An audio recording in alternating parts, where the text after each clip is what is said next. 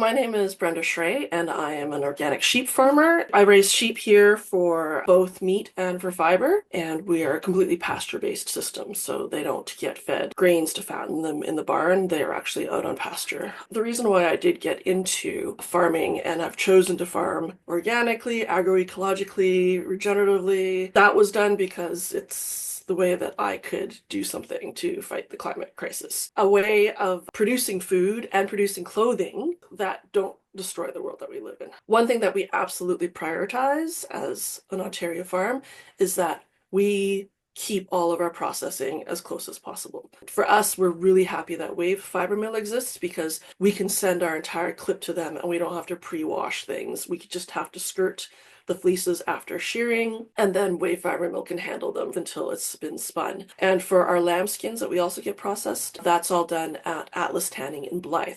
So we're really actually quite lucky to have tanning services and more than one spinning service in Ontario. One of the things that we hear the most from people is, oh my goodness, it's so expensive to process my wools. Our Canadian processing is so expensive. Because we're comparing to the fast fashion world, we're comparing to other markets where, there's no minimum wage, there's no idea of a living wage, where the use of certain chemicals is not regulated as well.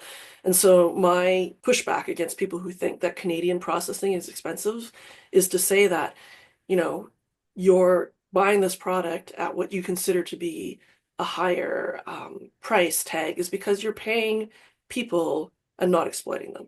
Just to give you an idea, like the very base cost of getting one skein of yarn, so we're talking 100 grams of yarn, is in the $15 range. So that $15 is just the cost to the mill. They're paying everyone a good wage. The mill owner certainly does not have a super yacht somewhere.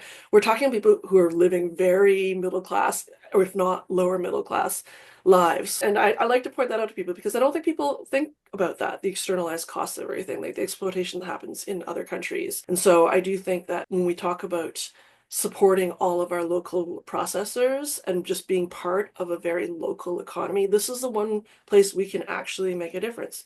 We can choose to support our communities or to just make more profits for faceless people.